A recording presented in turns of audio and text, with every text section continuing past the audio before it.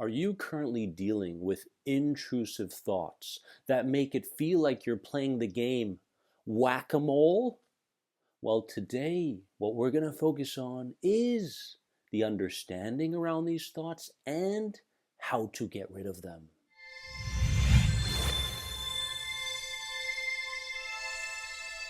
Welcome to another important video on my channel. Friends, if you haven't subscribed yet, please go ahead and do that now. And let's get into this important video. I am a little bit under the weather still, so I apologize if I take some extended breaks in between this video.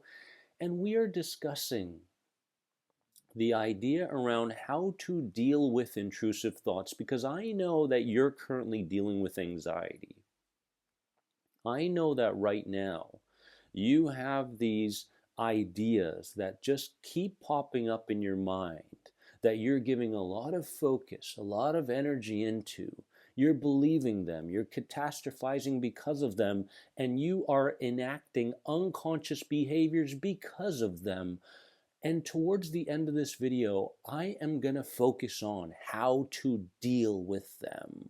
We are going to take these intrusive thoughts and we are going to shrink them to the point where we no longer realize that they are of importance in our life anymore. But first, we must come towards the understanding around these intrusive thoughts. First thing I want you to understand is that the unconscious mind provides the conscious mind with repeated ideas or imagery in the hopes of you taking them seriously. Now, think about it like a carousel, right? You go to the circus, you go to the playground areas, and you'll see a carousel that goes around and around and around.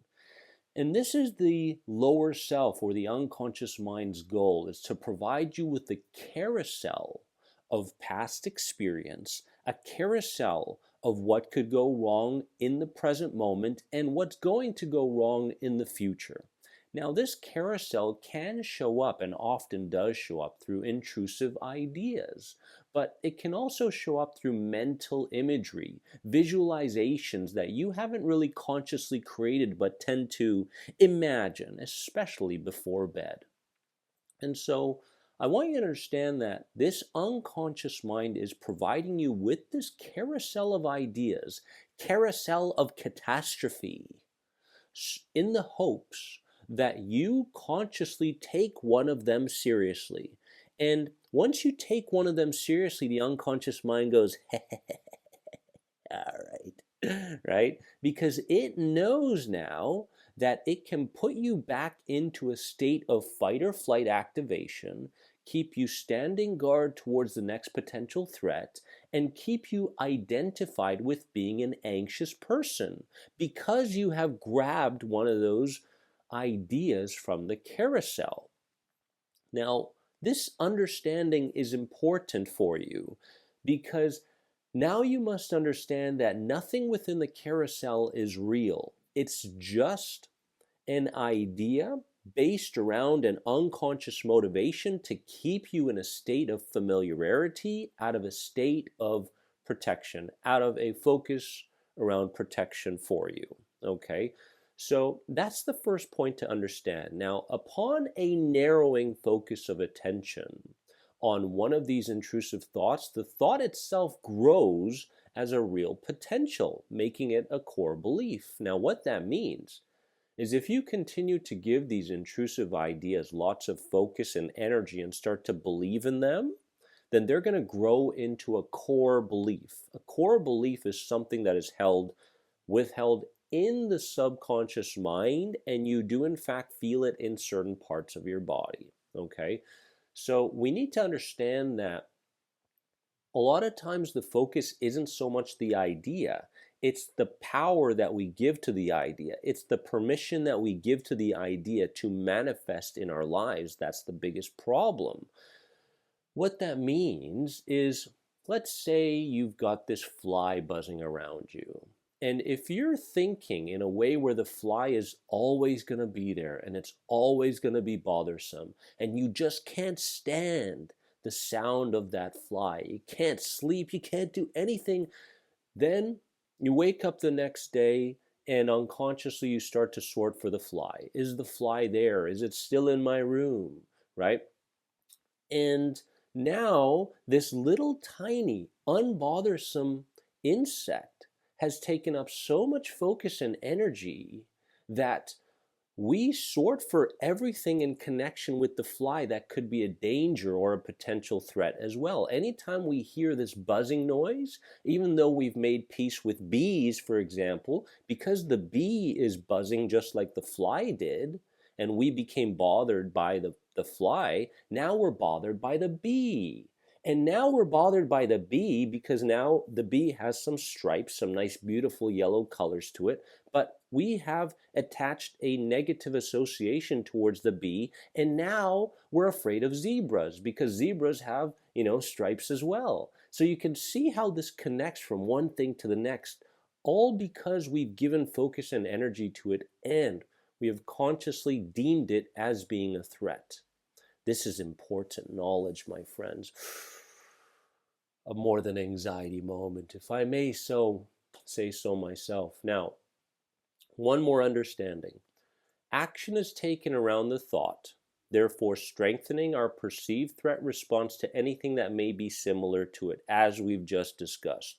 So you have to be aware of the fact that you're not really afraid of what you think you're afraid of.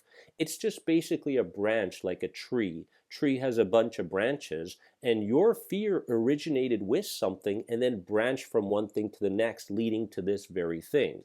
More often than not, once the threats are eliminated on the outside world, the unconscious mind or lower self starts to go inside, right? Oh, but that feeling could be a threat. Oh, but that idea could be a threat. The sensation, the symptom could be a threat. So again, branches, branches, branches. Now, what do we do about it? What do we do about this? I'm going to lay out some powerful ways to combat, to counter these intrusive ideas. Let's get into them. There are 3 of them. First one is understand where it's coming from. It's coming from the cognitive rationale of a 10-year-old child. Now, let me ask you this. Would you allow a 10-year-old to tell you what's dangerous and what's safe?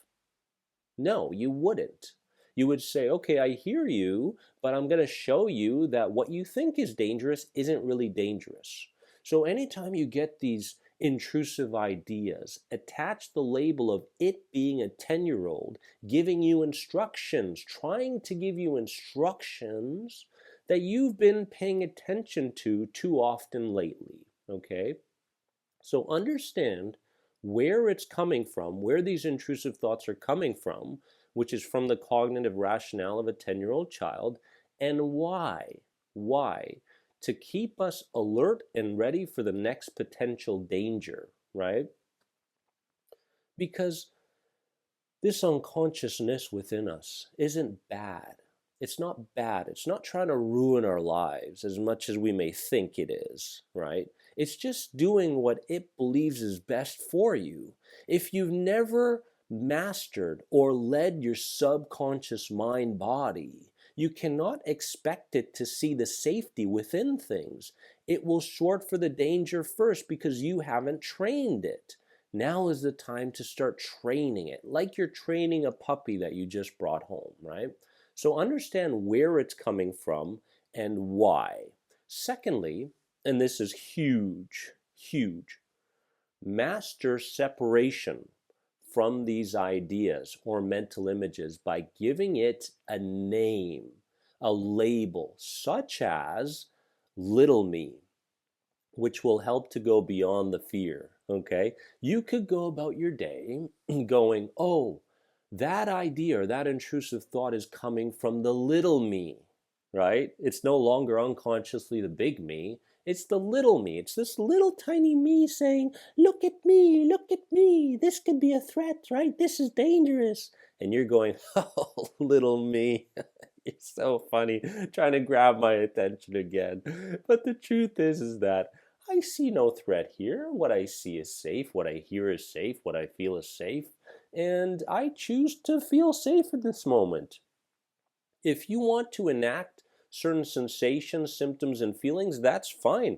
But this intrusive idea I know is coming from you looking to protect me, and little me, not now. All right, I've got things to do and things to focus on. So give it a name such as little me that takes away its grandiose power over you, right? This is huge because you could go about your day just going, oh, that's little me. Oh, that feeling even is little me. Oh, even that symptom is little me.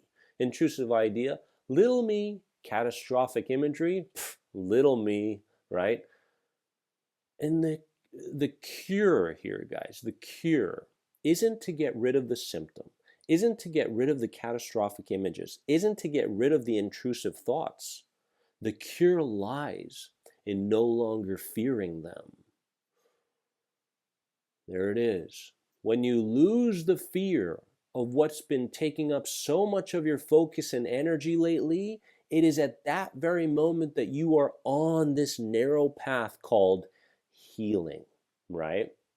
And on this narrow path called healing, not only are you healing your mental body, your emotional body, your physical body, but you are opening yourself up to healing at a spiritual level as well. You're going to come in contact with information. You're going to come in contact with ideas that you never thought you'd have before.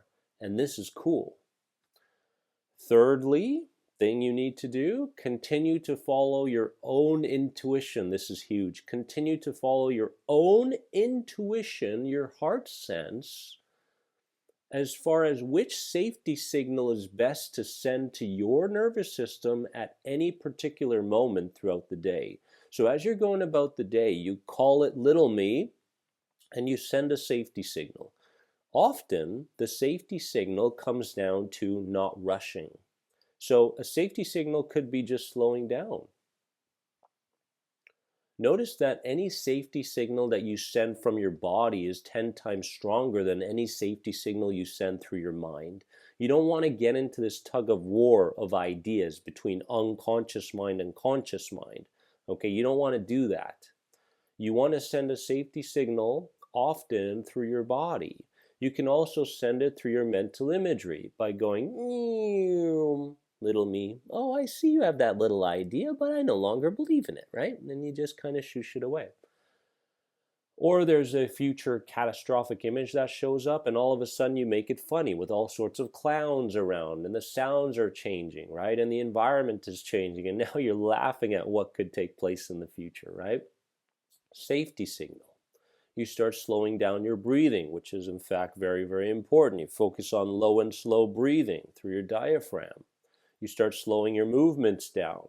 You start speaking a little bit louder, using that anxious energy in a good, positive way. This is another safety signal. So think about intuition, what you want. You can actually write down a bunch on a card, a bunch of safety signals, right? That are very, very important that you can use throughout the day to target the unconsciousness within you, right? So that's huge as well, my friends.